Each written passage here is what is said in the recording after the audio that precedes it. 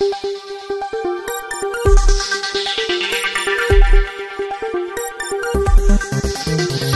काय सांगाल, आज आपण पालखी तळाची पाहणी केली, पालखी मार्गाची पाहणी केली, कशा प्रकारे नियोजन केले प्रशासनाच्या वतीने? यावर्षी जी पाहणी झाली त्यात नियोजन एकच आहे की दरवेळीपेक्षा जास्त चांगल्या पद्धतीने पालखीचं सगळं आगमन आणि गमन झालं पाहिजे।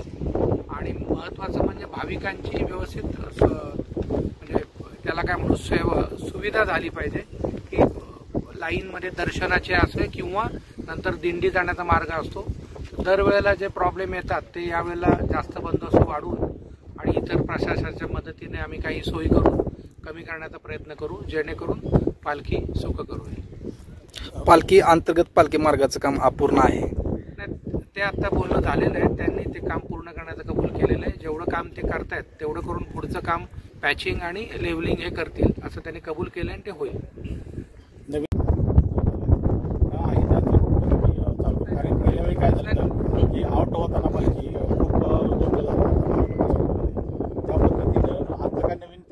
विचार केला आहे का त्यासाठी? नाही, याच्यामध्ये जे महत्त्वाचं आहे ते जेव्हा त्या दिंडीच्या इतर गाड्या निघतात त्या लवकर निघणं, त्यांच्याशी बोलणं आणि आमचा रात्रीचा बंदोबस्त चांगला करणं। जो मार्ग आहे ट्रॅडिशनल तोच राहील।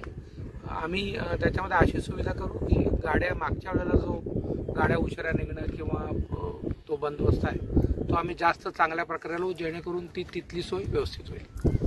तुमची एकूण पोलिसांची तैनात एकूण किती असणार आहे पालखी दिवशी? याच्यामुळे आम्ही जवळजवळ 1000 पेक्षा जास्त कर्मचारी ठेवतोय, म्हणजे मागच्या वेळेपेक्षा जवळजवळ 150-200 कर्मचारी वाढवतोय आणि होमगार्ड आम्ही 1200 घेतोय, म्हणजे मागच्या वेळेपेक्षा 200 होमगार्ड आम्ही वाढवतो। एकूण अधिकारी किती असतील? आणि साधारणतः आमच्याकडे 150 अधिकारी आणि 1000 कर्मचारी एवढे असतील आणि 1200 होमगार्ड।